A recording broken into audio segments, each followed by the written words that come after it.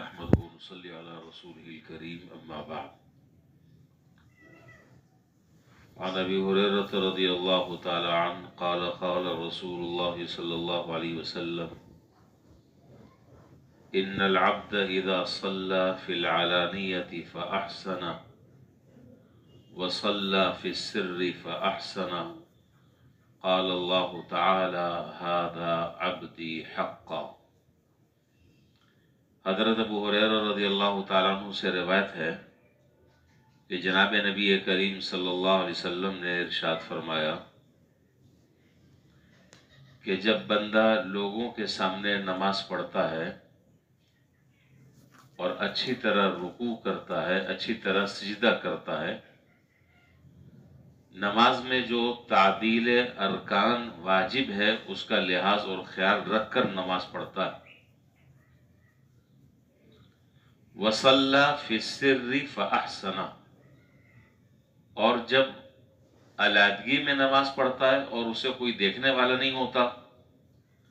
تو اس وقت بھی اس کی یہی کیفیت ہوتی ہے جو کیفیت لوگوں کے سامنے ہوتی ہے۔ تو جب ایسا ہوتا ہے تو اللہ تعالیٰ فرماتے ہیں، حدیث قدسی ہے، ھذا عبدی حقا، یہ میرا سچا بندہ ہے، یہ میرا سچا بندہ ہے۔ اس حدیث سے ہر عمل میں جو اخلاص مقصود ہے، اس حدیث سے اس کی تائید ہوتی ہے، اور اخلاص اسی کو کہا جاتا ہے کہ انسان جو بھی عمل کر رہا ہے، جو بھی نیکی کر رہا ہے، جو بھی عبادت کر رہا ہے، جو کوئی اچھا عمل کر رہا ہے، یا دنیا کے ساتھ کسی کے ساتھ حسن سلوک کا معاملہ کر رہا ہے، وہ لوگوں کو دکھلانے کے بجائے اللہ کو راضی کرنے کی نیت سے کرے۔ اسی کو کہتے ہیں اخلاص، اسی کو کہتے ہیں خشوع اور خضوع۔ تو یہاں پر حدیث میں فرمایا کہ جب آدمی لوگوں کے سامنے نماز پڑھتا ہے تو بہت اچھی نماز پڑھ رہا ہے، بڑا اچھا رکوع کر رہا ہے، بہت اچھے طریقے سے سجدہ کر رہا ہے، تعدیل ارکان کا لحاظ اور خیال رکھ کر نماز پڑھ رہا ہے، لیکن یہ بھی ہو سکتا ہے کہ لوگوں کے سامنے تو اس کی نماز بڑے خشوع خضوع والی ہے، لیکن جب گھر میں نماز پڑھ رہا ہے تو آیا یہ دیکھنے کی ضرورت ہے کہ گھر میں جب کوئی نہیں دیکھنے والا سوائے اللہ تعالیٰ کے، اس وقت بھی اس کی نماز ایسی ہی ہے جیسے لوگوں کے سامنے تھی۔ تو اگر گھر میں نماز بھی ایسی ہے جیسے کہ لوگوں کے سامنے نماز پڑھ رہا ہے، وہی اطمینان کی کیفیت، وہی ٹھہر کر رکوع، وہی اہتمام کے ساتھ سجدہ، وہی تعدیل ارکان، جن چیزوں کا خیال سب کے سامنے نماز پڑھتے وقت کر رہا ہے، تو فرمایا کہ اللہ تعالیٰ پھر فرماتے ہیں کہ یہ ہے میرا بندہ سچا، جو دونوں جگہ اس نے ایک ہی معیار کو برقرار رکھا ہے۔ اور اگر اللہ نہ کرے ان دونوں جگہوں میں کئی فرق آ گیا تو اس کا معنی یہ ہے کہ یہ دیکھنے کی ضرورت ہے کہ لوگوں کے سامنے جو بڑا اخلاص کے ساتھ نماز پڑھ رہا ہے، کہیں اس میں ریاکاری کا عنصر تو نہیں ہے، کہیں لوگوں کو دکھلاوے کا شبہ تو نہیں ہے کہ لوگ میری نماز دیکھ کر میری تعریف کریں، مجھے بڑا نمازی سمجھیں، مجھے بڑا نیک سمجھیں،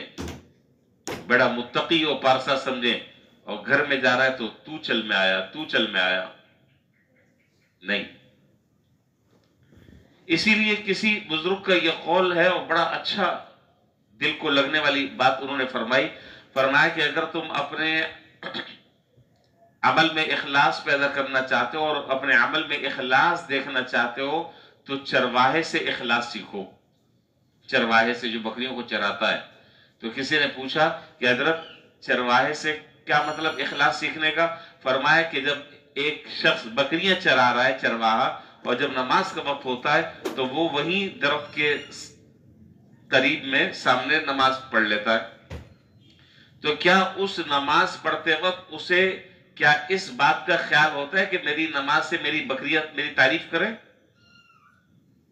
ظاہر ہے وہاں تو کوئی آدمی نہیں ہے، نہ کوئی آدمی، نہ کوئی آدم ذات، وہاں تو بکریاں ہیں، تو اس چیز کی توقع رکھنا کہ یہ بکریاں میری تعریف کریں گی، میں بڑے خشوع و خضوع سے نماز پڑھ رہا ہوں، کچھ بھی نہیں۔ تو فرمائے کہ جس طریقے سے وہ چرواہا نماز پڑھتا ہے بکریوں کے درمیان اور اسے کسی سے کوئی اپنی تعریف کروانی مقصود نہیں ہوتی، اسی طرح انسان جو بھی عمل کرے اور اس عمل کو اگر اللہ کی رضا کے لیے اور اخلاص کے ساتھ اللہ تعالیٰ کی خوشنودی حاصل کرنے کے لیے اگر وہ عمل کر رہا ہے اور دنیا والوں سے کسی سے کوئی تعریف نہیں چاہتا کہ لوگ مجھے یہ کہیں اور مجھے لوگ وہ کہیں، لوگ میری شان میں قصیدے پڑھیں، لوگ میری تعریف کریں، فرمایا کہ یہ ہے کامل درجے کا اخلاص۔ شیخ الاسلام امام ابن تیمیہ رحمۃ اللہ علیہ بہت بڑے عالم گزرے اور آپ نے نام سنا ہوگا، ان کی کتاب ہے عیون الاخبار۔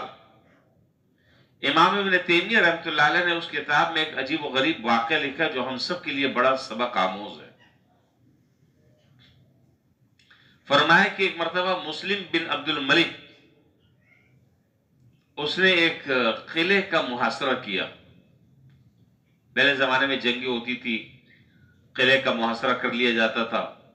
تو قلعے کا محاصرہ کر لیا تو اس کا مطلب یہ ہے کہ جنگ آپ جیت گئے، آپ کو فتح حاصل ہو گئی۔ قلعے کا محاصرہ کیا تو مسلم بن عبد الملک نے اپنے فوجوں سے کہا کہ اس قلعے کے اندر گھسو، لیکن کسی کی کوئی ہمت نہیں ہوئی کہ وہ قلعے کے اندر گھس جائیں، کوئی راستہ ہی نہیں تھا۔ تو مسلم بن عبد الملک نے ایک سوراخ دیکھا کسی جگہ پر، اپنے فوجیوں سے کہا کہ اس سوراخ میں سے گھس جاؤ۔ اب ظاہر ہے کہ اس سوراخ میں سے قلعے کے اندر گھسنا، اپنی جان کو ہتھیلی پہ رکھنا اور اپنی جان داؤ پر لگانا، یہ معنی رکھتا ہے، آسان کام نہیں ہے۔ کہا کہ فوجیوں سے بھائی گھس جاؤ، اس سوراخ میں سے اندر چلے جاؤ، لیکن کوئی بھی آدمی نہیں گیا۔ پھر مسلم بن عبد الملک نے قسم دے کر کہا میں تمہیں قسم دیتا ہوں کہ اس سوراخ میں سے اندر گھس جاؤ۔ پھر بھی سارے کے سارے کھڑے رہے، ایک آدمی جو ہے وہ اس سوراخ کے اندر سے گھسا اور اللہ تعالیٰ نے اس کی برکت سے پورے قلعے کو فتح نصیب فرما دی، ایک آدمی کا۔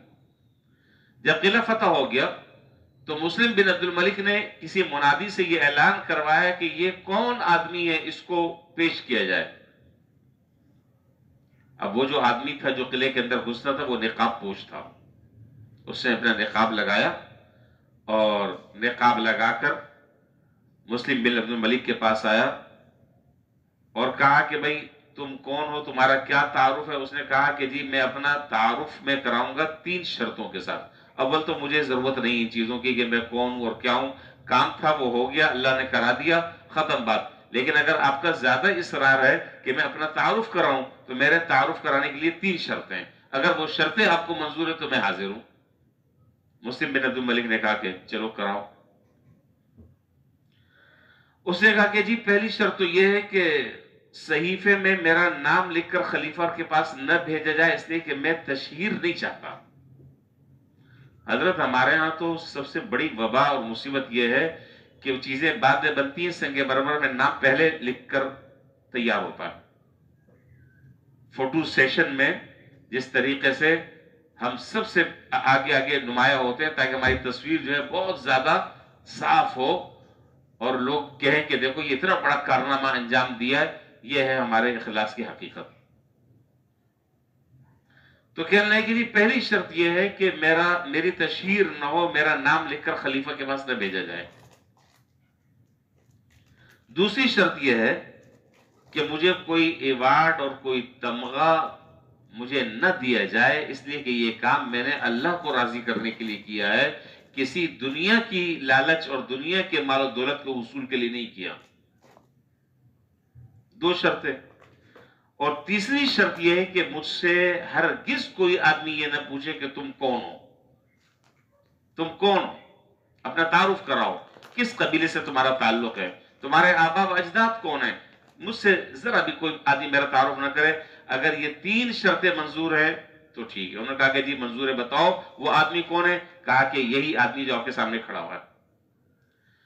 مورخین نے لکھا ہے کہ مسلم بن عبد الملک کو اس کی باتوں سے ایسا وہ متاثر ہوا، ایسا متاثر ہوا کہ اس دن کے بعد سے ہر دعا میں مسلم بن عبد الملک یہ دعا کرتا تھا کہ یا اللہ میرا دنیا اور آخرت میں حشر اس نقاب پوش کے ساتھ کر دیں۔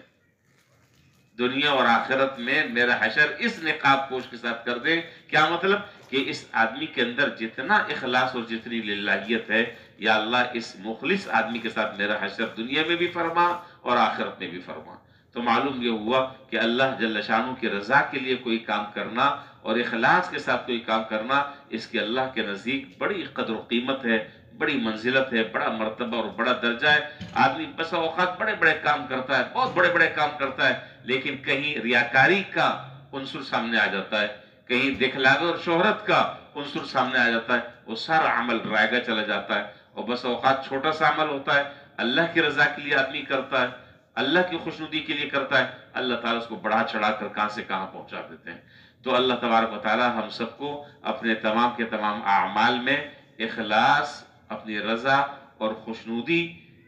کی غرض سے اللہ تعالیٰ ہمیں اپنے اعمال کو کرنے کی توفیق عطا فرمائے، اور ہر طرح کی ریاکاری اور دکھلاوے سے اللہ ہم سب کی حفاظت فرمائے۔ وآخر دعوانا الحمدللہ رب العالمین۔